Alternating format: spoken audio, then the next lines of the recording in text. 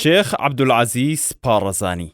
ساڵی 1928 لە گوندی پارەزانی دەڤەری شارباژێر خودا منداڵی چوارەمی بە شێخ ئەمینی کوڕی شێخ ئەحمەدی کوڕی شێخ مستەفا بەخشی کە ناوی لێنرا عەبدولعەزیز.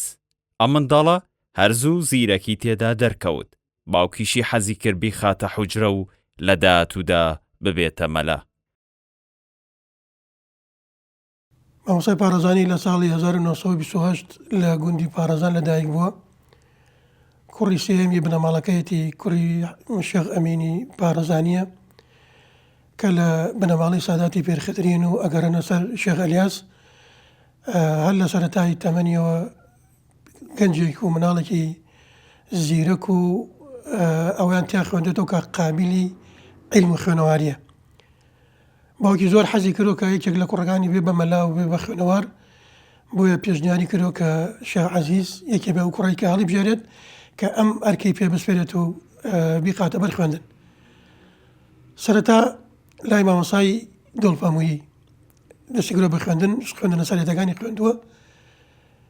ختمی قورئان و ئەو خوێندنە سەرەتانی کە فەقەی خوێنە دەستی پێ کردو لێەوە. دوایی کە قابلیەتی عیلمی بەرز بووە ڕۆشتووە بۆ چوارتە. لە چوارتە دیارە مامۆستایەکی زۆر خاوەن شەهادەی تیا بووە کە قابلیەتی ئەوەیە بووە کە تەلەبەی مستەوا بەرزن لای بخوێنێ، فترێکی لە خزمەتی ئەوە خوێندوێتی. دوای ئەوە چوو بۆ بەرزنجە، لە بەرزنجەیش فترەیەک ماوەتەوە هەر عەوداڵی خوێندن و بە دوای عیلمی خوێندنان گەڕاوە. وەڵام مامۆستا پیاوێکی زۆر مەزن و ڕۆشنبیرێکی زۆر گەورە بوو، یعنی وازانم لە مەنتیقەی هەڵەبجە ناوچەی هەڵەبجە و شارە زوورە هەورامانە کەسێک نەبووە بە قەدەر مامۆستا پارەزانی خۆی گەورە لێی خۆش بێ، ڕۆشنبیر بێ و خەیاڵی گەورە لە مێشکیا بوو.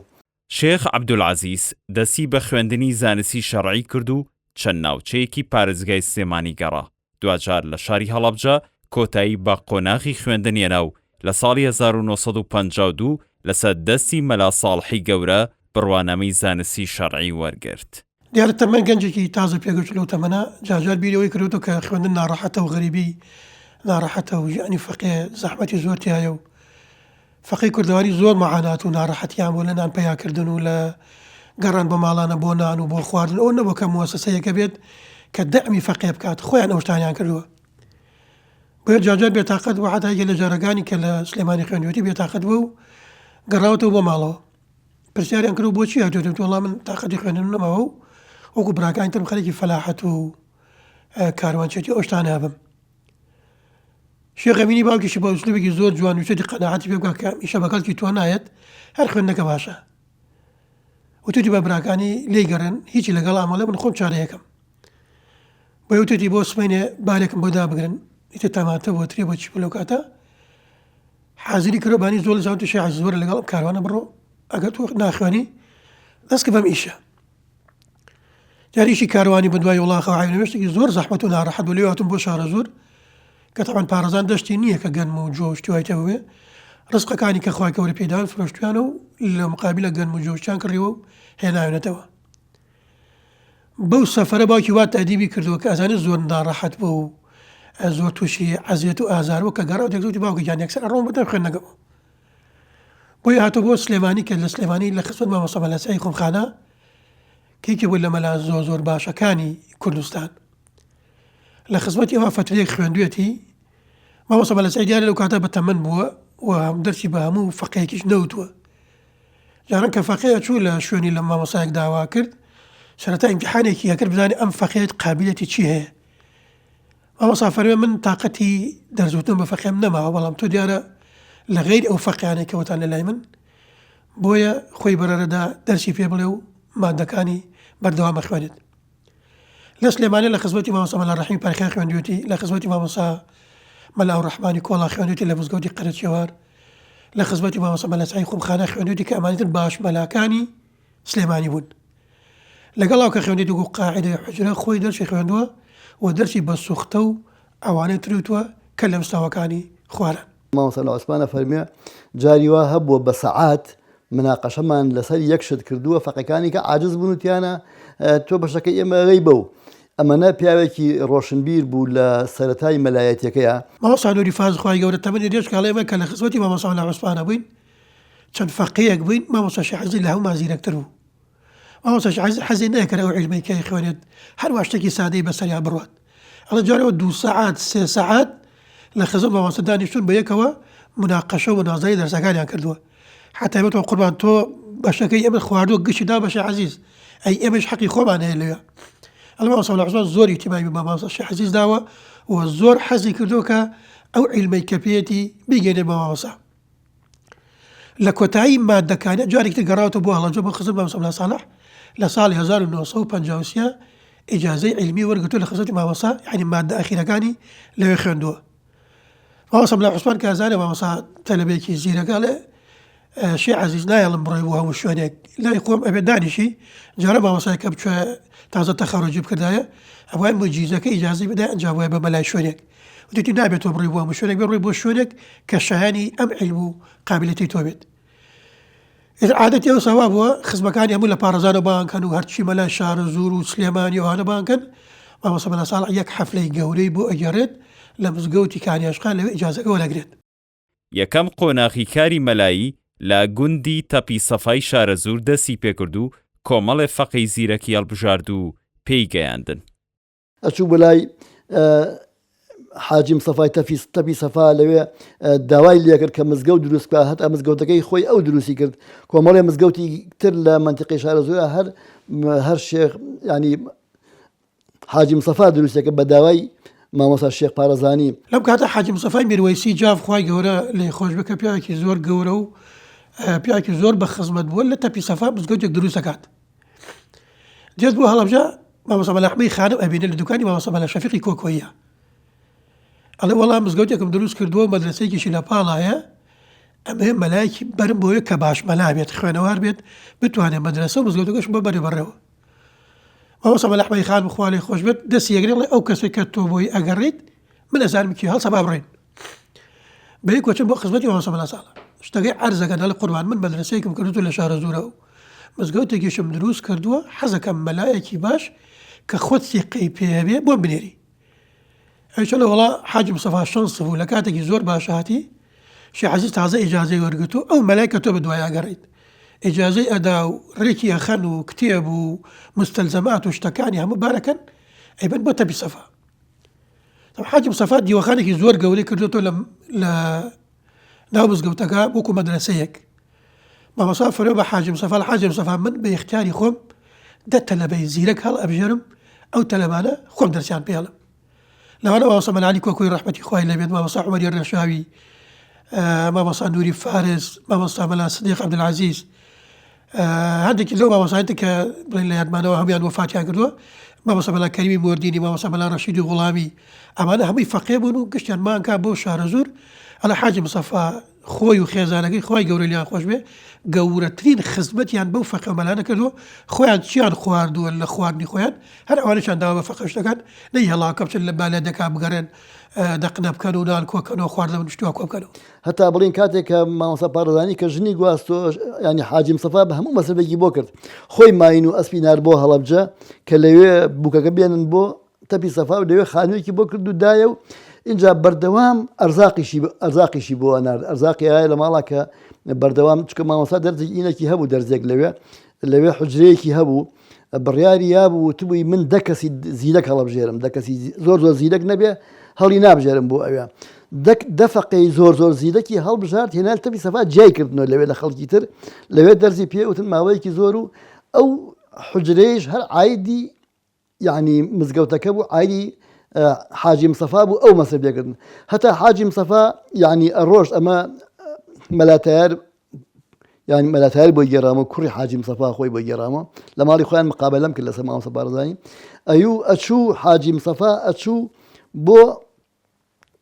ڕاو 6 پۆڕی ئەکوشت و ئەیهێناوە 5 بە ماڵی مامۆستا ئەیوو ئەم مامۆستا ئەمە بۆ دوای کە ئەزانی ئەمان بۆیان پاناکرێ خۆی بۆی پاکردن و بە جوانی ئەیهێنا بە ماڵیان ئەیوو ئەمە بۆ خۆشت و بۆ فەقەکانیش بە ئەوانیش لێی بخۆن ینی ئەیوو بەردەوام لە هەر شوێنێک و گۆشتی هەبوایە ڕاوێ هەبوایە بەشی مامۆسای تیا کرد ماخچکە مامۆسای پیاوێکی کۆمەڵایەتی بوو فترەیەکی زۆر لەوێ بێ مامۆستا هێشتا ئەو کاتە هەر هاوسەرگیری نەکردو. مامۆستا کاتیەوەی یەت کە خێزانێک پێکەوە بنێت مامۆستا مەلا عوسمانی شەریف دەڵێت تۆ فترەیەکی زۆر لە خزمەتی مامۆسەکانی هەڵەبجەی مامۆستا مەلا عومەر کچێکی هەیە تازە پێگەیشتووە بۆ لە چینە کچت بۆ داوا بکەیت. ئەیش وەڵا قیچەکە شتێکی باشەوە ئەگەر مامۆستا قوبڵی بفەرمێت من فەخری پێوەکەم. دەرەوە مامۆستا مەلا عومەر و مامۆستا مەلا عوسمان و مامۆستا مەلا عەلیوان کە چەند ساڵ مامۆستاشی حەزی لێوە بوو مراقەبەیان کردووە زانیوە کە گەنجێکی بەتوانایە و حەزیان کردووە ئەم خزمەتی لەگەڵا بکەن. بۆیە مامۆستا مەلا عومەر کچە گەورەکەی خۆی نەجیبەخان پێشکەش بە مامۆستاشی عەزیز دەکات. حاجی مستەفایش خۆی ئەرکی بەڕێوەبردنی زەماوەنەکەی ئەبا بەڕێوە و یەکەم خێزان لەو ساڵە دروستەکا و ئەگەڕێنەوە فەتەیەکی زۆر لە شارە زوورە لە تەپی سەفا ئەژین مەدرسەکە بەرداوام بێت و خوێندنیش لەو شوێنە بەردەوامە بێت. ساڵی 1959 پیشەکەی گۆڕی بۆ مامۆستای قوتابخانە و لە گوندی شانەدەری و دواتر لە سەید سادق و پاشان لە هەڵەبجە درێژەی بەکاری مامۆستاییدا. کری خۆی وتی مەلامان زۆرە با من ببم بە مامۆسا معلیم لە معەبلیمان کەمە ئێمە ئینسان لەمە لە سەردەمی مەلا و حجرە نییە سەردەمی مەکتەب و قوتابخانە و ڕۆشنبیری ناوبازار و ئەوانەیە لەبەرەوە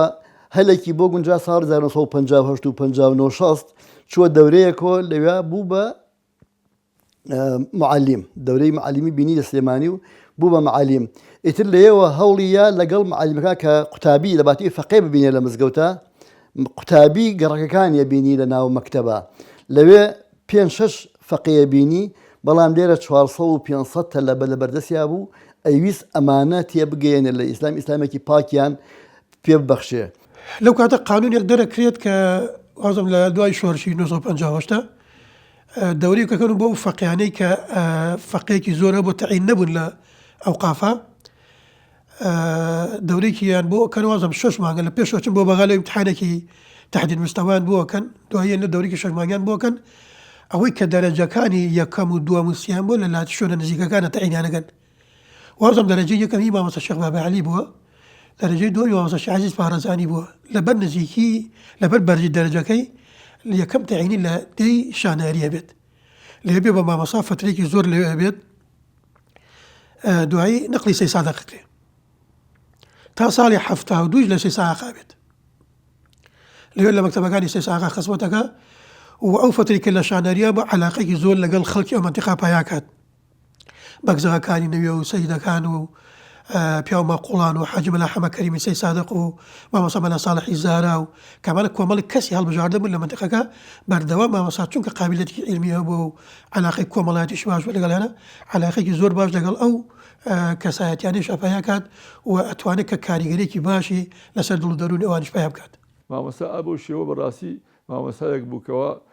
بە هەموو شێوەیەک خزمەتی قوتابیانە کرد و حەزیە کردکەوە لە هەر شوێنێکە لە هەر مەجلیسەکە بوو وایە یعنی هەوڵی ئەداکەوە ئەو قوتابی بە تایبەتی ئەوانەی کە هەستی ئەکرد بۆ ئایندە دەورێک ئەبێنن ئیحتیمامیان پێ بکە و بەڕاستی مامۆستا خۆیشی سلوکی ئەمەنە جوان بوو ئەمەنە نەرمونیان بوو حتا ڕێوڕۆشتێکی ئەڵێن هێلکەی لە ژێرپیا وایە لەوانەیە نشکایە ئەوەنە لەسەر خۆ ئەڕۆیشت ئەوەنە بە تەواضع ئەڕۆیشت ئەوەنە وەکو بڵێ لەگەڵ ئێمە زۆر گونجاو بوو و زۆر بە خزمەت بوو بەڕاستی خزمەتی باشی کردین خوا بۆ خاتی ناوە جوانەکانی خوای گەورە دەرەجەی عالیکەوە ئینشاءالله شوێنی بەهەشت. مامۆستا پارەزانی پیاوێکی زیرەک و عاشق بە زانست و زانیاری بوو لە حوجرە و دواتریش لە قوتابخانە ڕۆڵی باشی هەبوو لە پێگەیاندنی قوتابیاندا. وەڵام مامۆستا خولیای بانگەواز و داعوە لە مێشکیا بووە پێشەوەش کە بێبەی خوانە غەرێکی بانگەواز و ئیتیماکی زۆری داوەتێتی ئەو تەلەبە و فەقیانێکە هاتن و هەڵەبجە زۆریان و کە لە ڕۆژهەڵا کوردستانی ڕۆژهەڵاتەوە هاتن لێرە کەس و کارێکیان و مامۆستا بوو بە کەسیان بوو بە خاوەنیان کتێبی بووە کڕین خزمەتی یەکردن تەژیاکردن لەسەر خوێندن.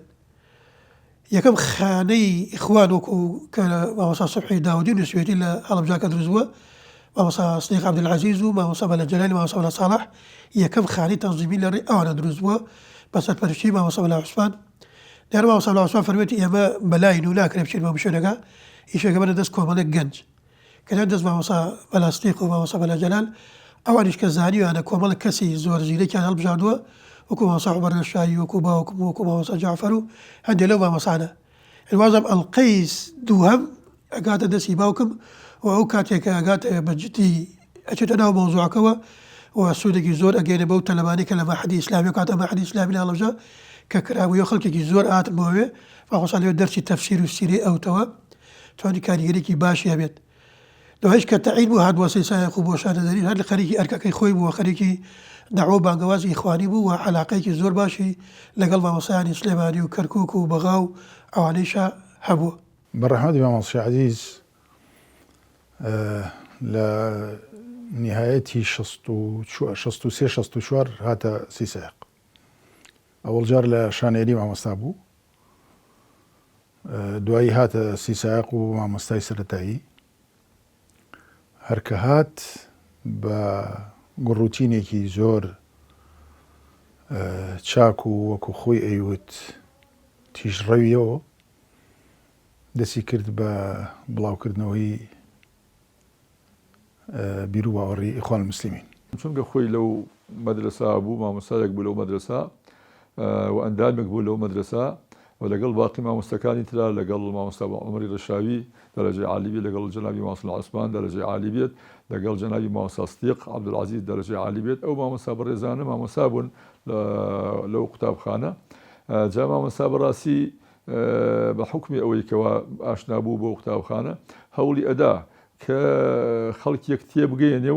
و ئینتیمایان بۆ دروستکە بۆ ناو ئەو قوتابخانەیە و بیانکە بە ئەندام و وەکو ئەوانش وەکو خۆیان ئەوانش ببن بە داعی و ببن بەوانخواز و ببن بە ئەندامێکەوە خەڵکی بانکەن بۆ لە ئاینی پیرۆزی ئیسلام، بەڵام بە تێگەیشتنێکی پاک و جوانەوە کە ئەم دینە هاتووە ڕەحمەتە بۆ عالم، بۆ خزمەتی خەڵک و ئەم دینە هاتووە بۆ ئەوەی کەوا دژی زاڵم بێت، دژی داگیرکار بێت. لەو کاتاکەوە ئەو حکومەتە خۆسەپێنانی کەوا بەسەر عێراقەوە بوون، بەسەر کوردستانەوە بوون و داگیرکار بوون و وڵاتی ئێمە داگیرکراوە بوو و مافمان خورا بوو، ئەوان بەو شێوەیە کەوا تێگەیشتبوون ئەو دینە هاتووە کە یەکەم دژی زاڵم بین داگیر کرد و هەوڵش بدەین کەوا خۆمان هۆشیار بکەینەوە بەم دینە پاکە جوانە و ڕزگارمان بێت. من لە بیرمە نشرەیەکی دا بە من و عوسمانی مامۆستا مەلا ئەحمەد من هم الإخوان المسلمون بعربي وتی ئەمەم بۆ بنووسنەوە بە دەسوخەتە خۆشەکەی خۆتان، چکە دەسوخەتمان خۆش بوو ئەمە وەختە هەردووکمان خەتات بووین، بۆم بنووسنەوە یەکی 15 جار. ئەو وەختە نووسینەوە لە ئەگەر بووستایە ژمارەی زۆری لێ دەربێنی بە هین ئەکرا بە ڕایس کاربۆن و ڕایس وەرەقی ڕایزی تەنک بەجارێ 5 دانەماندا ئەنا کە بە قەڵمی قۆپی لەسەرمانە نووسی 5 دانەکە تەبع بوو. لەسەر ئەوە بۆم چاپ کرد، بۆم بردەوە، وتی بە عەرەبی بوو، تی هیچی لە تێگەیشتم بەڵێ، تی باسی چیەکە؟ وتم باسی حیزبێکی ئیسلامی سیاسیەکە. تی ڕات چییە؟ وتم باشە حیزبێکی باشن، حیزبێکن ئەوە ڕوو لە دینی ئیسلام و بڵاوکردنەوەی دینی ئیسلامن. ئیتر ئەلێەوە من و مامۆستا عەزیز لە یەک نزیک بووینەوە، بەڵام زۆر هەوڵی دا من بچمە ڕێخستنی ئیخوان المسلمین و ئەمانە، بەڵام نەچووم، چونکە پێم وتم لە حیزبێکی ترا ئیشەکەم. زۆری لە عەجایب بوو، طبعا من دایمە لە مزگەوت بووم و دایمە من متەوەلی مزگەوت بووم کە هینیان بۆ هێنا ئەمپلیفایەریان بۆ هێنا بۆ مکەبەرەی مزگەوتەکە، من دامەگرسان و من ئەم کوژانەوە و من قورئانم پێ لێدا. تەسەوری نەکرد من لە حیزبێکی ترا ئیش بکەم، وتم وەڵام من لە حیزبێکی ترا ئیشەکەم، ئیتر وازی لێ هێنام مامۆستا بەو شێوازە و بەو نیازەوە دەرسی ئەوتەوە و ئینجا هەوڵی ئەداکەوە ئەو قوتابیانەی کەوا چالاکن، ئەو قوتابیانەی کەوا زیرەکن، ئەو قوتابیانەی کەوا شیاوی ئەوەن سبەینێ ببن بە کەسێکی بانخواز و باش، هەوڵی ئەداکەوە ئەوانە دیاری کاتوو و بیان بات بۆ لای خۆی و بیانکە بە ئوسرە و دەرسی تایبەتیان پێ بڵێ. جا من یەکێک بووم لەو قوتابیانەی کەوا چەند کەسێکی هەڵبژارد مامۆستا، وسرەیەک تقریبەن ئێمە نزیکەی 6 کەس بووین لەو معهدی ئیسلامیە، جیای کردینەوە پێی وتی وەرن بۆ ماڵەوە، چوین بۆ ماڵەوە لەوێ وردە وردە لەگەڵمانە قسەی کرد و تێگەیاندین و ئوسرەیەکی بۆ داناین و چەند ساڵێک من لە خزمەتیە تقریبا لە 69 تاوەکو 73 من لە ئوسرەی مامۆستا جەنابی مامۆستا بووم و الحەمدولillah سوودێکی زۆر باشمان وەرگرت، هەم لە ڕووی علمی و لە دەرسی معهدی ئیسلامی و هەم لە ڕووی دینیوە بە تێگەیشتن لەم دینە وكرديني بأندامشي چالاک لەناو مەدرسەی برایان ئەو هەر خۆی پیاوێکی داعی بوو، پیاوێک بوو تەسیرێکی زۆری لەسەر خەڵک هەبوو، زۆر زوو قەناعەتی بە خەڵکە کرد، لە هەر مەجلیسێکا دانیشتایە و مەلا دائما لە مەجلیسی مەلا هەبوو، ماڵی ئێمە بە تایبەتی ماڵی ئێمە دائما مەجلیسی مەلا بوو. مامۆستا شایز کە قسەیە کرد ئیتر گوێیان نەگرت، گوێیان لێگرت. مەلاکان بە شێوەیەکی گشتی حسابیان بۆ کرد، حسابیان بۆ شەخصیەتیە کرد، حسابیان بۆ عیلمەکەشی ئەکرد کە پیاوێکی عالم بوو، مەلایەکی تەواو بوو، عەرەبیەکی باشێ زانی، وتاریە نووسی ئەو وەختە بۆ گۆڤاری ئەلتەربیە ئیسلامیە. مامۆستا لە ژیانما ئەکری بڵێم لەگەڵ مامۆستایانی تریشە سوودم وەرگرتووە لە خزمەتیان بووم، بەڵام مامۆستایەک کەوا سەرەکی تەئسیری لە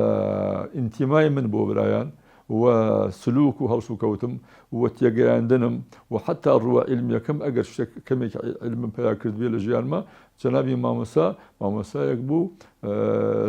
مامۆستایەکی سەرەکی بوو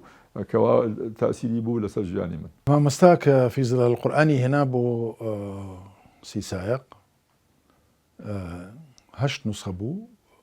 6 بوو یا 8 بوو بەرێک بە 8 دینار بوو. مەلاکان ئەو وەختە ئیمکانیەتیان باش نەبوو، ئەو کەسانەی کە مامۆستا شێخ عەزیز ئەیویست فیزڵە القورئانیان بداتێ ئیمکانیەتی داراییان باش نەبوو. هات باوکمی وتی تۆ حەزەکەم 10 دانە بکڕی لەم هێنا لەم فیزڵە القورئانە، 10 دانە بە 80 دینار بوو. باوکم وتی بەسەر چاو، وتی ئەیدەم بەو مەلانەی کە ئیمکانیەتیان نییە و داراییان خراپە بەسەر چاو. باوکم ڕەحمەت و یاخوا 80 دیناریدایە بۆ 8 نوسخەکە، یەکی بە دینارێ، هین عەفو یەکی بە 8 نوسخە بە 10 دینار.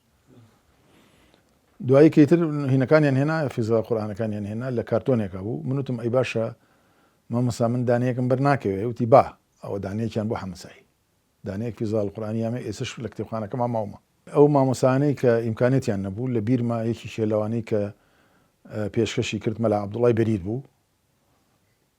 ئیتر بە مەلا عومەری بەلا عەلی کۆکۆییدا، بە مامۆستا مەلا عومەریدا، 3-4 مەلایتر لە بیرم نییە، هەمووی بە مامۆستا شێخ برایمی شانەیەریدا، بیرم نییە ئەوانی تر بەخشیەوە فیزڵە القورئانی بەخشیەوە و زۆر سیقەی بە فیزڵە القورئان هەبوو. هەموو جارێ ئەگەر بیویستە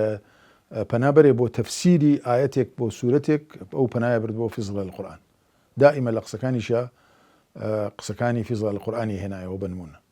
مامۆستا بڕوای بە پێشکەوتنی کۆمەڵی موسڵمانان هەبوو، بۆیە هەر لە سەرەتای هاتنی ڕایەڵەی ڕێخستنی کۆمەڵەی برایانی موسڵمان پەیوەندی پێوەکردن و چالاکانەش کاری بۆ دەکردن. دەوری مامۆستا شێخ عەزیز لە شارە زوور بە سوورەتێکی گشتی و لە سی سایق بە تایبەتی دەورێکی باڵای هەبوو لە پەروەردەی خێزانی خەڵکی ئەو ناوچەیە. ئێمە وەکو خێزان هەمومان قەرزاری مامۆستا شێخ عەزیزین، چونکە تا ئێستا پەروەردە و بەخێوکردنی کۆمەڵایەتی مامۆستا شێخ عەزیزمان پێوە دیارە. ئێمە مامۆستا شێخ عەزیز لە خانووی ئێمە بوو، لە درگایەکمان بین بوو، خاو خێزان تێکەڵاو بووین،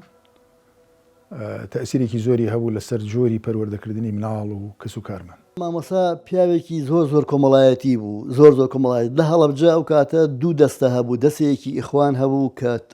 من بەدڵم نەبوو، کاتە توند بوو، تند مامەڵەیانە کرد، ڕق مامەڵەیانە کرد. کۆمەڵێکیشمان هەبوو سۆفی و تەسەووف بوون لە هەڵەبجە. ئەم دوو بەشە دژی یەکتری بوون، دایمە دژی یەک قسەیانە کرد، مزگەوتەکانیان جیاواز بوو. ئەم وتاری بە نەوعێکە تونگ و گەرم و ئەوانە، ئەمان وتاری تەسەووف و تەربیە و ئەدەب و ئەوانەیانەوە. ئەم دوانە لە کێشا بوون لە هەڵەبجە، چەنەها جار تووشی کێشە و گرفت و ئەوانە بوون.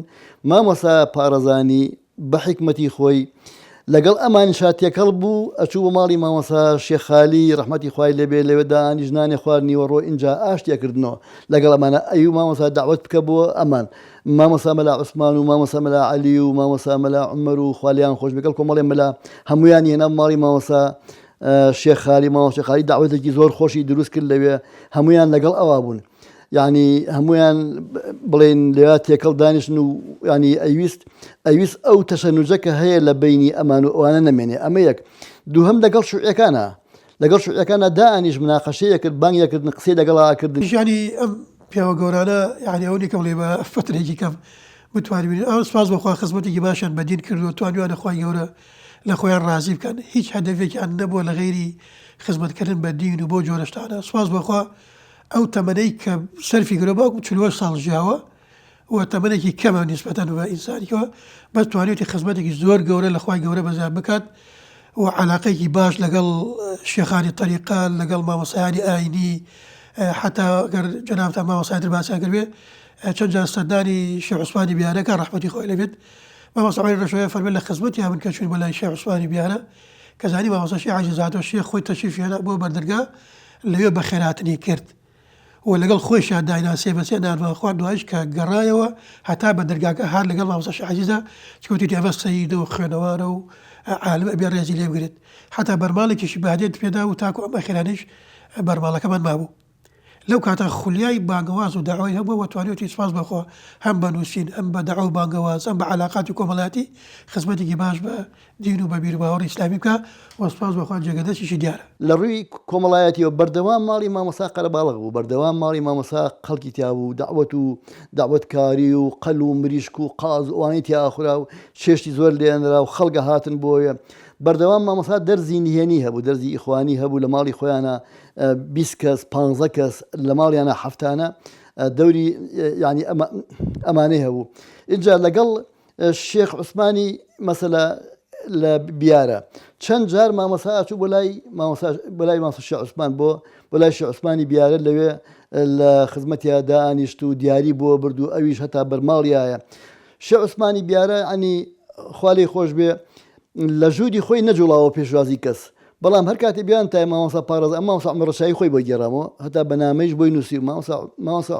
عومەر ڕێشاوی ڕەحمەتی خوای لێبێ 4 نامەی بۆ نووسی و من خۆم پرسیارم لێکرد بەنامە جوابیەوە تۆ لەسەر مامۆسا پارێزانی باز لەوەیە کە ئەڵێ چەند جار منیشی بردووە لەگەڵ خۆیان ئێوارە دوای عەسرێکی با بچین بۆ لای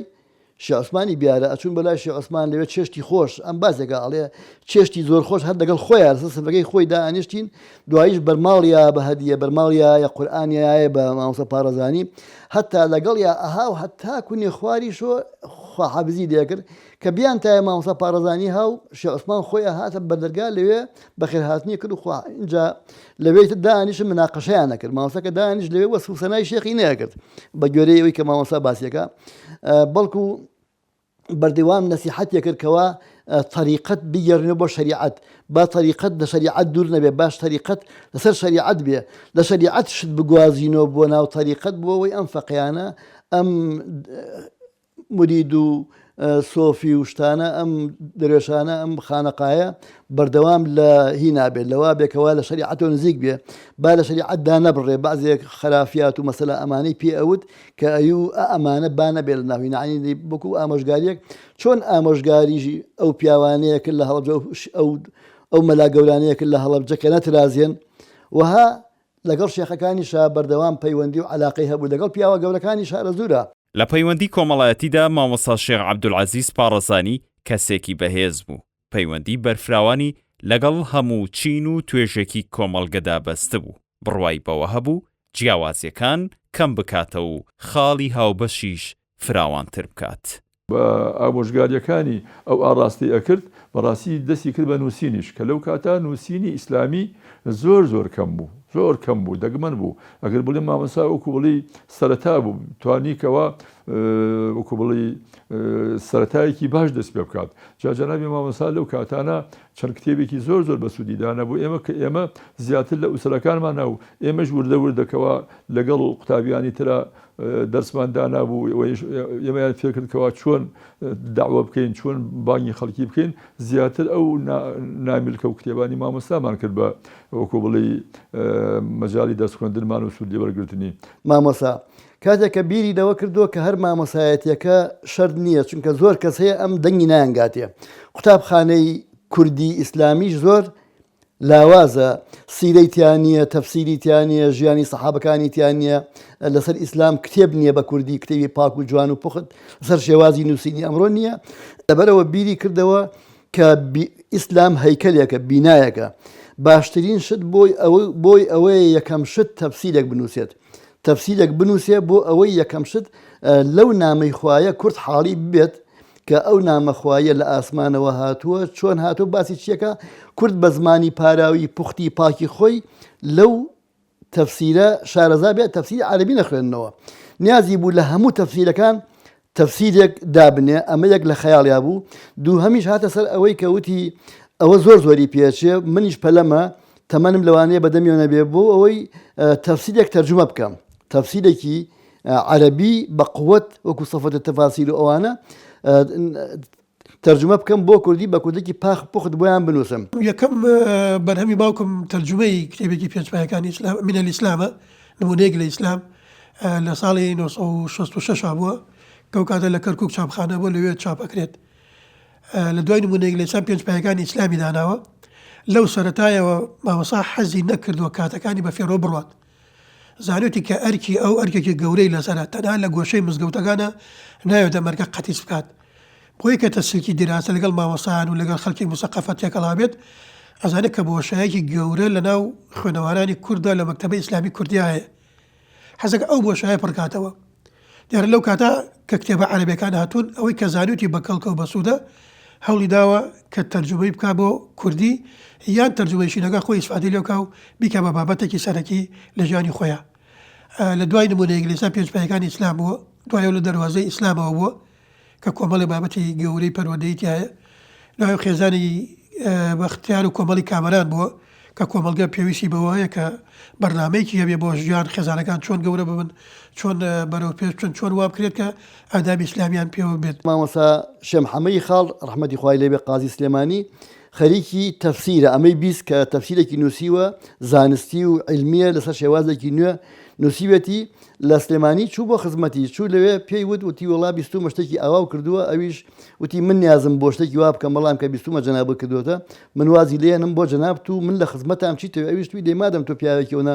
ڕۆشنبیری بعضێ دەستنووسی خۆم هەیە ئەدەمێت تەفسیر بیخوێنەرەوە سەیری کە هەڵەکانم بۆ دیاریکە لە هەر شوێنێکی شاملا حەزە هەبوو تێبینی پێم بڵێ وەڵاو کە هێنەوە ماڵەوە و کە تەفسیرەکەی خوێن تۆ تەفسیرەکە ئەبینێ زۆر علمی و زۆر بەقوەتە دەستخۆشێکی زۆری دیێڕی بۆ ئەنووسێ دواییش کۆمەڵێک ملاحەزەی ئاتی ئەڵێ ئەم هەڵانە بووە ئەویش دەستخۆشەکە بەلاوە مهم نییە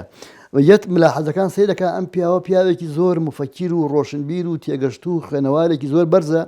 لەبەرەوە پێڵێ ئەڵێ تازە تەفسیرەکە مەلەیکەم بەڵام ئەرکێکی گران ئەم بەسەر تووە کە نووسینی سیرەیە تۆ بۆ سیرە نانووسی ئەو جاوبی باسەکە ئەڵێ من لە خەیاڵما بینایەکی ئاوای ئیسلامی هەیە یەکەم تەفسیر بکەین دووهەم سیرە وتبی تۆ ئێستا سیرەکە بکە پێی وتبوو بەڕای تۆ چه سیرەیەک زۆر باشە من بیکەم ئەویش پێی وتبوو باشترین سیرە لە عالەمی ئیسلامیە کە نووسرابێ ئەوەی محەممەد حەسەن هەیکەلە بەناوی محەممەد کتێبێکی گەورەی 600 لاپەڕەیە ئەوە باشترین و تازەترین و نوێترین خوێندنەوەیە بۆ سیرەی پێغەمبەر بە شێوەیەکی زانستی علمی زۆر جوان ئەوە بخوێنەرەوە بەڕای من تەرجمەیکە یان لەو شێوازە تەفسیرێک بنووسە ئەویش کەی خوێن تۆ زۆر بەقوتە بێ ئەڵێ بەعزیان ملاحەزەم هەیە لەسەر ئەمەیش دەبەر ئەوە با من سیرەیەک بنووسم بەڵام ئەمەکەم بە بەردی بناغەکەی تامن من لەو ڕۆیام کە لە سا پەنجای سیرەکەی مامۆستا پارێزانی سیرەی محەممەد حەسەنی کەلا من خۆم خوێندومە تۆ بەراوردیشم کردووە من ئەوەی محەممەد حەسەنی کرد خوێندوێتەوە ینی ئەمیشم خوێندوێتەوە چەند جارێک بۆم دەرکەوتووە کە زۆر شتیان لە یەکەت ینی زۆری لەو وەرگرتووە بەڵام خۆی بە شێوازێکی کورداندن نانی بە زمانی کوردیکردن سیرەیەکی زۆر جوانی نووسیوە ئەو بینایی کە لە عەقلی مامۆستا پارێزانیە بوو کە یەکەم تەفسیر و دووهەم سیرە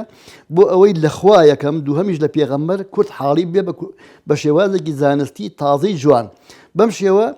مامۆستا دەستی کرد بە نووسینەوەی سیرەکەی خۆی سیرەیەکی 800 لاپەڕی نووسی بەڵام کاتێککە بردی بۆ بەغا لەوێ خستیانە چاودێری و ئەوانەوە کە دایان بە خوێندنەوەیان بۆ کرد سەی دەکەن کۆمەڵشتی تایە لەگەڵ بنەمای ئەو کاتەی حکومەتی عراقیە نەگونجا یعنی حکومەتێکی ئەلمانی بوو ئەمیش شتێکی ئیسلامی زۆر پوختە زۆر بە قووەت نووسیبەتی لەبەرەوە کۆمەڵی شتیان لێبرد تقریبان 300 لاپەڕیان لێ لابرد وتیانە بێ ئەمانە لابەریت و 500 لاپەڕی چاپ بکەی. شاکارە گەورەکەی بریتە لە ژیانی پێغەمبەری مەجید صلی الله علیه وسلم کە فترەیەکی زۆری بەسەر بردووە و زۆر مانیش بووە بەسەریا. دایکم خوا ئەفریقایی چەند جار لەبەر مانگە شەو دانیشتۆشتی نووسیوە. ئەو کاتەکو ئیسان نەبووە کە سەرچاوەکان زۆر بێ و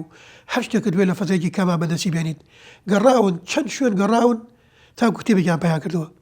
مامۆستایەکی فەرموود لە هەموو محافەزەی سلێمانە یەک کتێبی ریاض الصالحین هەبووە. مامۆستاکان سەریان بۆ نووسی و کە بیگرن کە لایەن بووە و ئەوەی کە پێویستیانە بیخوێنە دوای بیگەڕن بۆ مامۆستاکە. ئالەم سەردە مامۆستا توانیوەتی کۆمەڵێک سەرچاوی بە قووت پیا بکات.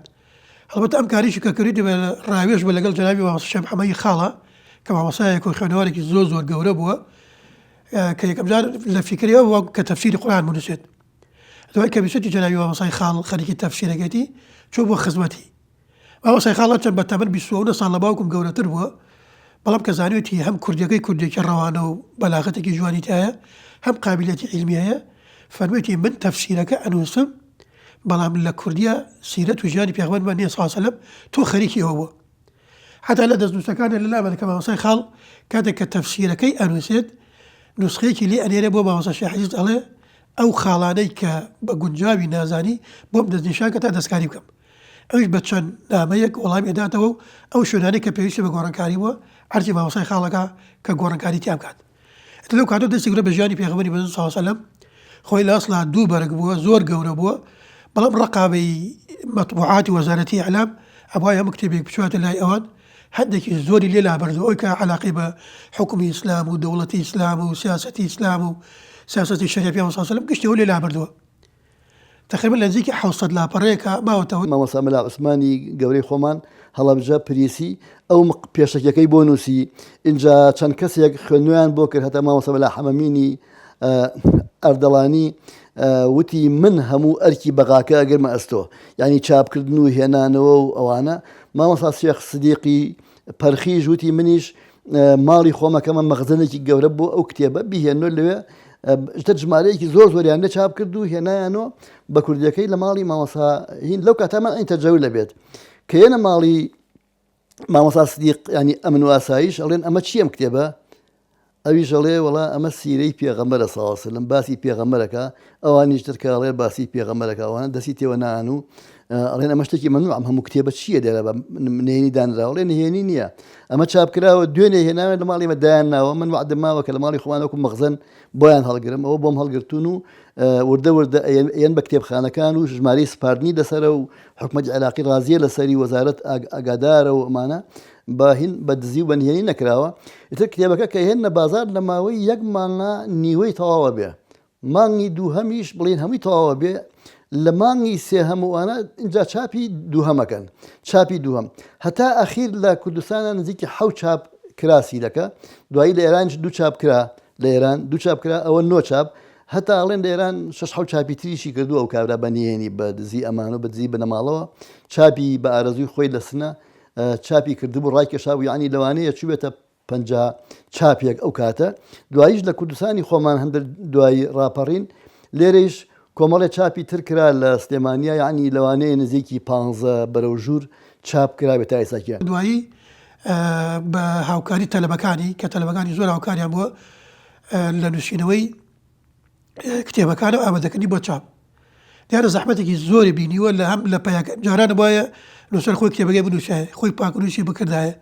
خۆی ئامادە بکردایە بۆ چاپ خۆی پارەی بۆ پیا بکردایە خۆی بیفرۆشتایە جا حتا لە شوێنێکە ئاڵێ من پارێکم پیا کردووە لای حاجی قاری جەباری خوای لێ خۆش بێ کە دەوڵەمەندێکی شاری سلێمانی بووە و مامۆستا مەلا عوسمانیش کە ئەو کاتە سەرۆکی یەکێتی زانایانی کوردستان بووە بە یەک کۆچن سەردانێکی لای مەلا مەستەفای بارزانیەکەن لەوێ پرۆژەکەی تەقدیمەکەن ئەویش بە ئەندازەیەکی دیاریکرا و هاوکاریان نەکات ئەڵێ ترسیەوە بۆ کە ئەم کتێبە چاپ بکرێت لە کاتی خۆیان نەفرۆشێت ڕووزە دیخلای خاوەن پارەکە بم کە قەرزی پارەکەم لێ کردووە هەنی ئەبە و ناڕەحەتە پەیدا کردووە سپاس بۆ خەتای حەوت جار کتێبی ژیانی پێغەمبەر صلی الله علیه وسلم چاپ کراوەتەوە لەسەر ژیانی پێغەمبەر شتی زۆر نووسراوە بەڵام زۆربەی خوێندەرەکان ئەڵێ ئەمە تام و چێژێکی تایبەتی هەیە بە جیاواز لەو کتێبانێتر کە نووسیوانە. سپاس بە خواتوانرە پار لەلایەن ڕێکخراوی خاڵەوە هەموو کۆبەرەمەکانی لە 3 بەرگی جوانە بە شێوەیەکی دیزاینێکی جوان چاپ بکرێتەوە بگاتە دەستی خوێنەرانیش. گۆشەیەکی دیکەی ژیانی مامۆستا پارەزانی نووسین و بڵاوکردنەوەی بەرهەمەکانی بوو. لەو بوارەدا قەڵەمێکی بەبڕشتی هەبوو، کۆمەڵێک بەرهەمی جوان و دەگمەنی بە کتێبخانەی کوردی بەخشی. سپاس بۆ خوای گەورە، ئەوەش فەزلی خوایە. یەکەم خوازیرەکێکی دای بوو پێم لەو کاتا و قوتابخانە، ینی هەمیشە لە پێشەوە پلەی باشم هەبوو، ئەوەش فەزلی خوا بوو. دووهەمیش خەتم زۆر خۆش بوو. بەڕاستی خەت خۆشیەکەی جەنابی مامۆستا عومەری گەورە لە ئیبتیدای دینەکە زۆر ئیحتیمامی بە ئێمە ئەکرد و بە تایبەتی لە بواری خەتا زۆر خەتی جوانی فێرکردی. لەبەرەوە من خەتم زۆر خۆش بوو. جەنابی مامۆستا لەو کاتانە کە ئێمە لە ئوسرەکەیا بووین و دەرسی پێ ئەوتین، ئەو کاتە ئەویش کتێبی دانا، ئەو کتێب و نامیلکانی ئەنووسیەوە. هەستی کرد من خەتم خۆشە، وتی حەسەن من بەعزێک کتێبە نووسم، تۆ خەت و خۆشە، حەزەکەم بۆ بنووسیتەوە. وتم بە گوێرەی توانە بەسەر چاو مامۆستا. جارێ پێشەوەش هەر مامۆستا ئیحتیمامی بە ئێمە زۆر ئەکرد. یەکێک لەوانە منی فێری نووسین و تەرجەمە کرد. يعني وتي جاري تو العربية الحمد لله زيركي حزكم إلى الشباب موكي بكردي، إلى الشباب دابيم كردم بكردي. وكتابي كتير دابيم وتي الدين والدولة في الإسلام، هي مصطفى سباعي سوري. أول شيء دابيم وتي أمش رافكو بيك بكردي، كردم بكردي بلام أول جار نمزاني شو كأوكات السرطان بو لفظا باللفظ كردبوم بكردي أو كتابة. ترى ديك جوريج بو كتابك دعاء بردم وبوي وسيري كرد هندي خطي سوري بجري هذا على سرطة وخوان ديو دعاء وتي حسن جان أما تو باش ترجمة نكردوا أنا نابي وترجمة بكده وتم بوشي ما وسوتي أما ترجمة حرفية أما ناكري وأنا كيف يقدر ناتي أبي رستي دروس تبخنتو فهمكي خو داير يجيتوا نقل لفظا باللفظ تو همي والي كردوا والله أما أبي دوباره تو هني كيتوا وكبلي بينوسي تو ترجمة كيتوا والله مشي وياك بخم بيطلب أمجا دوباره أوي رفض كرت بيم دوباره بيوتمو أمجا بي ترجمة كرت مو يعني بشي وياك أمجا لبوم بردوا الحمد لله بضليبو كبداخو دعي لو حادثي إيران وقلتنو هلا وبزما أو كتابا فوتا أو بارتوكا. یەک دوو کتێبی من بۆم هین کردووە، دەستنووسەکانم بۆ نووسیوەتەوە جارێکی تر. لە ماڵی خۆمان دانیشتووم دەستنووسەکانیم بۆ نووسیوەتەوە. من خەتم خۆش بوو ئیتر لەبەرەوە لە زۆر شتا یعنی متمانەیە خستە سەر من کە شتەکانی بۆ بنووسمەوە. هەموو کتێبەکانی پێش ئەوەی چاپ کرێن من خوێندومەتەوە. پێش ئەوەی بگەن بە چاپ من خوێندومەتەوە. ئەم کتێب بە تایبەتی کتێبەکانی سەرەتا کە لە 3 سایق بوو ئەو. مامۆستا ڕۆژێ فەرمی کتێبێکم داناوە بۆم بنووسەوە. وتم چییە مامۆستا؟ وتی چیرۆکێکە دام ناوە بینی حیوارێکە لە بینی باوکێک و کوڕێکە على ئەساس حیوارێکە و بەڵام شتێکی کۆمەڵایەتیە و هەندێک سلوک و هەندێک ئەخلاق و هەندێک ئاراستەیە لەو بارەوە حیوارێکە گفتوگۆیەکە لە بینی باوکێک و کوڕێکە بە ناوی چیرۆکی لە هۆمەر و ڕەشەی کوڕی. ئێتر دای پێم و منیش چووم بە خەتێکی جوان نووسیمەوە. دوای ماوەیەک بۆم هێنایەوە دەستخۆشی لێ کردم وتی زۆر زۆر چاکە و ناردی بۆ چاپ. کە ناردی بۆ چاپ وەڵا هاتەوە سێرەکەین ڕەفز کراوە. لێ نووسراوە یومنا. بەدڵیان نەبوو بوو. ئێتر بزانە چی تیا بوو ئەو کاتە بەعس لەسەر حکم بوون ئامادە نەبوون کەوا هەری هەموو کتێبێک چاپ بکرێ و خەڵکی وەکو بڵێ سوودی لێوەرگرێ. ئێتر لەبەر هەر هۆیەک بوو مەنعیان کرد. کە مەنعیان کرد هاتەوە وتی بانگی کردم وتی وەڵا کاکە حەسەن کتێبەکەیان ڕەفز کردووە چاپ مەطبەعە. وتم ئەی چی بکەین؟ وتی فێڵێک ئەکەین ئەگەر دروست بێ بڵێم وتی هینە دروستەکەین. وتم چۆن؟ وتی تۆ بۆم بنووسەوە ناوەکەی ئەگۆڕم ناوی کتێبەکە ئەگۆڕم هەر عینی بینووسەوە بۆم. چوون بۆم نووسیەوە و کتێبەکەی ئەمجارە کردی بە باوکێکی هەژار و کوڕێکی لاسار. لە هۆمەر و ڕەشەی کوڕی ناوەکەی ئەو کردی بە باوکێکی هەژار و کوڕێکی لاسار یا کوڕێکی لاسار و باوکێکی هەژار ئەوە بوو. ئەمجا دووبارە ناردیەوە بۆ تەبع بۆ موافقە. ئەمجا موافقیان کرد. مامۆستا پارێزانی ویستی یەکەم خوا بناسێنێ ئەو مامۆستا شێخ محەممەدی خاڵ ئەوەرکەی کردە، دووهەم پێغەمبەر بناسێنێ صلی الله علیه وسلم ئەوە خۆی ئەوەرکەی کرد، سێهەم شت ویستی ئەو بینایەی کە لە خەیاڵیەتی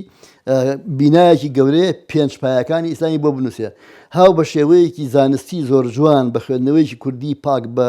ڕێنووسی کوردێکی زۆر جوان کە هەتا خۆش ڕازی نەبوو ئەیا بە خەڵک بۆی لە هەموو لایەک و بۆی پاکەنەوە، هەتا مامۆستا حەسەن شەمێرانی، مامۆستا جعفەر مستەفا، مامۆستا عوسمان جوتیار، زۆر کەسی کە مامۆستا ڕەوف غیاس، ئەمانە هەمووی لە پاکردنەوەی کتێبەکانیان بوون، لە چاکردنی کتێبەکان بینایەکی دروست کرد بە ناوی پێنج پایەکانی ئیسلام کە تۆ چیتە ناو ئەم بینایەوە ئەبێ پێنج پایە هەبێ بیناکە. اینجا دوایی کتێبێکی نووسی بە ناوی دەروازەی ئیسلام، یعنی هین دەروازە بە ناوی دەروازە، یعنی ئەم بینایە یەک دەروازەی هەیە ئەچیتە ناوی، چەند دەروازەیەکی نییە، فروعی نییە بۆ چوونە ناو ئەمەوە، یەک دەرگای هەیە، لەبەرەوە دەروازەی بۆ نووسی کە ئەوە کتێبێکی زۆر جوان و بە قووەتە نزیکی 150 لاپەڕێ بێ، شێوازێکی زۆر جوانی تیا بەکارهێناوە. دوایی لەم بینایە کۆمەڵگەمان هەیە، کۆمەڵگە، ئەم کۆمەڵگە پێک هاتووە لە خێزان، هاو خێزانی بەختیاری نووسی، کاتێکە چەناوە تۆ پێویست بە تاکەتاکەکانی ئەم کۆمەلگایە کە یعنی ئەوە بە هەدەفێکی زۆر بە قوت نووسی مامۆسا. دوایی لەوێ ئەو ماڵانە کە ئەبێت چۆن تەربیە بکرێن، چۆن یعنی ڕێک بخرێن بۆ ئەوەی کۆمەلگایەکی ئیسلامی پتەوی بە قوت دروست ببێ، لەبەرەوە لە دەروازەی ئیسلامەوەی نووسی، لە دەروازەی ئیسلامەوە دوایش خێزانی بەختیاری نووسی کە خێزانێکی بەختیاری ئالەم شێوەمان پێویستە کە لە پێشەکەیە باسی کۆمەلگەیەکە کاڵێ کۆمەلگە ئەبێ کۆمەلگەیەکی ئاوا دروستکەین. ئەم کۆمەلگە لە چی پێکهاتووە؟ لە خێزان، ئەبێ خێزانەکە ئاوا بەختیار خێزانێکی وە کە ئەبێ کوڕی پاک بۆ کچی پاک، کچی پاک بۆ کوڕی پاک، ئەمانە هەردووکیان تەربیە کرابن پێشتر ئەنجا بناغەیان لێ دروست بکێ، دوایی ئەوانیش نەواتێک و نەوەیەکی جوان بخەنەوە. بەم شێوە مامۆستا دەستی کرد بە بڵاوکردنەوەی ئەم کتێبانەی، دوایی نمونەیەک لە ئیسلامی نووسی، دوایی هاوچیرۆکێکی نووسی بە ناوی دوو خەرپەزە بەدەستی هەڵ ناگیرێ، دوو خەرپەزە، یعنی ناتوانانی ئەو کاتە شوعیەت زۆر بەقووەت بوو، ئەیوو زۆر کەس زۆر مەلا، زۆر شێخ، زۆر کوڕە شێخ و کوڕە مەلا شوعی بوون، ئەمیش هاو ئەوی ناتوانی دوو خرپەزە بەدەستی هەڵ بگریە، ئەمە پندێکی کوردیە، کتێبێکی نووسی لەسەر ئەمە دوو خرپەزە بەدەستی هەڵ ناگیرێ. دوایی لەناو ئەم خێزانە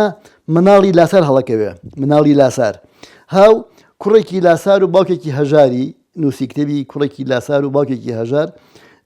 کە باسی کوڕێکەکە لەم کۆمەلگایە ئەم باوکە چۆن هەوڵە ئەم کوڕێک ڕێکاتەوە. ئەگەر تۆ مناڵێکە هەبوو لە کۆمەلگەکە، لەو کۆمەلگە لەناو ئەو بینایە لار بوو، هەڵەکی هەڵی هەبوو، چۆن هەڵەکانی ڕازەکەیتەوە. هاو کتێبێکی شینوسی بۆ ئەوەی لەو کۆمەلگا ئەگەر لارێک هەبێ چۆن مامەڵی لەگەڵا بکەیت. زۆربەی کاتەکانی یان تەلەبەکانی هاتوو لێو دەرسیان خوێندووە، یا لەگەڵ مامۆستاکانە منازەرە و مەجالیسی علمی بووە، یا سەردانی کۆمەڵایەتی و علاقاتی کۆمەڵایەتی کە زۆر بەهێز بوو، هەم بۆ سیلەی ڕەحم و هەم بۆ سەردانی خزم و کەسوکار، هەم بۆ خەریکی نووسینەکانیشی بووە. زۆربەی کاتەکانی نووسینەکانی یاگام لێ حتا ساڵی 74 هاتی بۆ چاپخانەی کامەرانی کە ئەوان نوسخەکانی وەرگرتایە بۆ غەڵەتگیری لە ماڵەوە هەڵەکانی چاکە کردەوە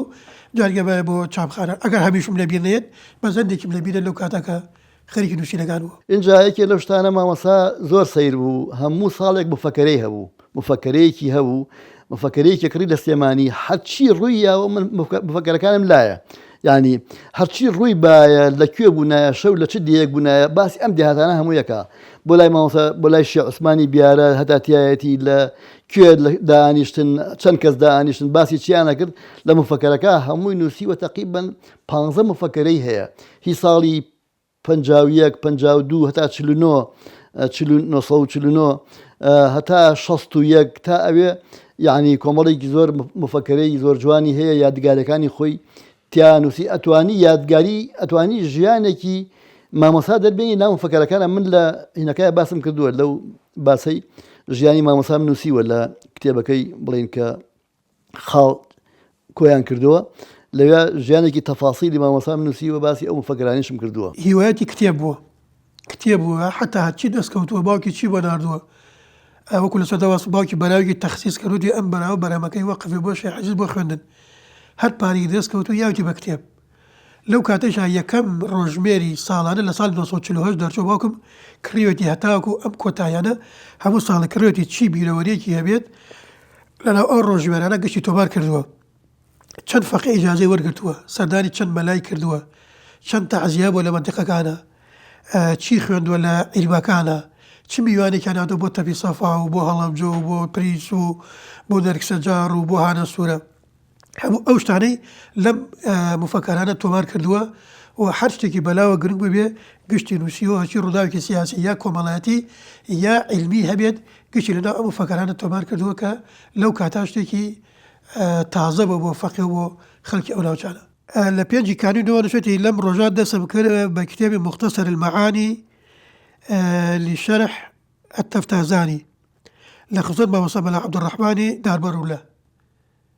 لو رجع كدسي قلب اخوانني كتابك اول يرى السليماني لمدرسي الشيخ حسيني قاضي ما وصل عبد الرحمن اللي هو اما اللي راي كاين نسيو تاريخك اللي راه تومار كردو لا شوري كان شوتي ابروش بو بريس بو فاطمه وصل على عزيزي قوره وكما وصل على عثمان اون لو صالك الرشد حبي تومار كردو چەند سەردانی بڵێن فەقیەکان لە ئەو سەعادەت و فەقیان سێشەمە و جومعە دەرسیان نەبووە ئیتر چون لایەکیان کۆبوونەتەوە چەند جار لای ئەم کۆبوونەوە نووسیوە چەند جاری چوبێ بۆ شوێنان گەشتی لەم مفەکەرانە تۆمار کردووە شاکاری نووسینەکانی بریتی بوون لە کتێبی ژیانی پێغەمبەری مەزن درودی خوای لەسەر بێت ئەم بەرهەمەی بە جۆرێک پێشوازی لێکرا هەرزوو لە کتێبخانەکاندا نەما و چەندین جاری چاپ کرایەوە نووسەر و زانەی بەناوبانگ ماوەسا شێخ محەممەدی خاڵ لە نامەیەکیدا بۆ ماوەسا پارەزانی ستایشی زۆری دەکات و بەرهەمەکەی بەرز دەنرخێنێت و دەڵێت زانای دڵسۆز دانای بەهۆش شێخ عەزیز پارەزانی دوایی سڵاوێکی موسڵمانانە و پرسیارێکی برایەنە دیارە بەرزە بە نرخەکەتان گەیشت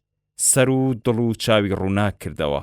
نازانم بە چ زمانێک سپاسی نووسینی ئەم کتێبە بکەم و بە چ قەڵەمێک ستایشی بنووسم بەڕاستی کتێبەکەت زۆر پیاوانە و مەردانەیە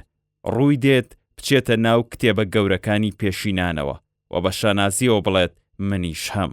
بەڵکو شایستەیە شان لە شانی ئەو کتێبانە بدات کە ساڵەهای ساڵە لە ژیانی پێغەمبەراندا نووسراون و بە شتێکی زۆر جوان و بەرزیان ئەزانین شێخ محەممەدی خاڵ دەی دوی 1974 ئەمە دەستنووسەکانی باوکمە سپاس بەخوا احتیفازمان پێوە کردووە هەرچەند کە خانووەکەمان ڕووخا لە هەڵەبجە بوو بەژێر خانووە ڕووخاوەکەوە بە سپاس بەخوا احتیفازمان پێوە کرد و تا ئیساکی هێشتمانێتەوە بۆ نمونە ئەم کتێبە دوو خربەزە بەدەستێکەڵ ناگیرێت ئەمە لە 25/11/1966 زاهینیان نووسیوەتی لەو کاتە دیارە مەدێکی لەحادی گەورە ڕووی لە کوردستان کردووە خەڵکی بەناوی ئەوەی کە دژی دەرەبەگایەتی و دژی زوڵم و خزمەتکردن بە چینی ئاژار پۆرلیتاریایە حملەیەکی زۆر گەورە کراوە و زۆربەی خەڵکەکان کاریگەر بوون بەو قسە و وعد و درۆیانە کە دراوە بۆ خەڵکە بۆیە خەڵک بۆ هەم موسڵمان بووە هەم لەگەڵ لایەنەکانی تریشا ویستوتی دەستێکەڵا بکە بۆیە ماوەسا ویستوتی بەم کتێبە کە بە خەڵک بگەینە کە دوو خربزان دوو کاڵک بەدەستێکەڵ ناگیرێت ئینسان تەنها یەک دانیانی بۆ هەڵەگیرێت یا بێ ئینسان عەقیدەی بیرباوەریش هەر وایە یا بێ مسلمان بیت یا بێ غیری مسلمان بیت بۆیە لەو کاتا بیری لەوە کردوێتەوە کە ئەم خەڵکە خەڵکێکی زۆرێک کە ئەهلی دینە ئەهلی ئیمانە بەڵام لە زوڵم زۆرێک کە کراوە لەو خەڵکە و چەوسانەوەی کە بووە ئێستا خەڵکێک هاتوون بە ناوی خزمەتکردن و ڕزگارکردنی ئەوان بە ناوی پرۆلیتاریا و بە ناوی خزمەتکردن بە چینی فەلاح و هەژارەوانە خەڵکیان کردووە بەس پێویستی زانیەکەم کتێبە لەو کاتا بنووسێت و تا فترێکی زۆر ڕێگەی چاپکردنیشی نەدراوە بە سوپاس بەخوا توانیمان لەم ئەخیرا لەگەڵ کۆبەرەمەکە ئەوی جارێکتر بە چاپگەێنین بۆیە زۆرەوەی دەستنووسەکان ماونەتەوە لە ناوانە و شاکارێکی گەورە هەڵمان گرتووە و ئەو نامانێکی کە لە بینی مامۆسا بۆ مامۆسایی شارەزووری ناردووە بۆ مامۆسای خاڵی ناردووە بۆ مامۆسا بەلا عوسمانی ناردووە بۆ مامۆسا بەلا عەلی عەبدولعەزیزی ناردووە بۆ مامۆسا فەقێکانی تری ناردووە گشتیشی لامەکانی ڕێژێکی زۆری الحەمدولێ احتیفازمان پێوە کردووە و لە لای خۆمان هەڵمان گرتووانیش مامۆسا پارەزانی بە تەمەنێکی کەمەوە کە تەنها 48 پاییز ژیا خزمەتێکی زۆر و گەورە و بەرچاوی کرد کۆتایی ژیانی دووچاری نەخۆشی دڵ هات و شەوی 23 کانونی یەکەمی 1976 کۆچی دوایی کرد لە گۆڕستانی گوڵان لە شاری هەڵەبجە ئەسپەردەی خاک کرا باوکم نەخۆشی دڵی هەبوو چەند جار ئەو کاتە چارەسەری تەنها لە بەغا بوو چەند جار سەردانی بەغای کردووە وەکوڵی جەڵدەیەک لێیدا گەیاندیانە خەسەخانە و ئیتر هاتەوە بۆ ماڵەوە خەڵکێکی زۆر دەر و دراوسێ خزم و کەس و کار کۆبوونەوە سەری لە سەرڕانی دایکم بوو ئەو کاتەکە وەفاتی کرد کە وەفاتی کرد خەڵکەکە زانی خەڵکێکی زۆر لە مزگەوتی مامۆستا وەلا ساڵە کۆبوویەوە تەمان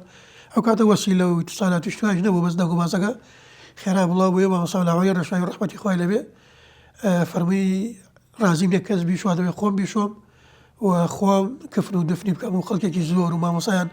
لە هەموو شوێنە هاتن تەعزیەکی زۆر گەورەیان بۆ گێڕا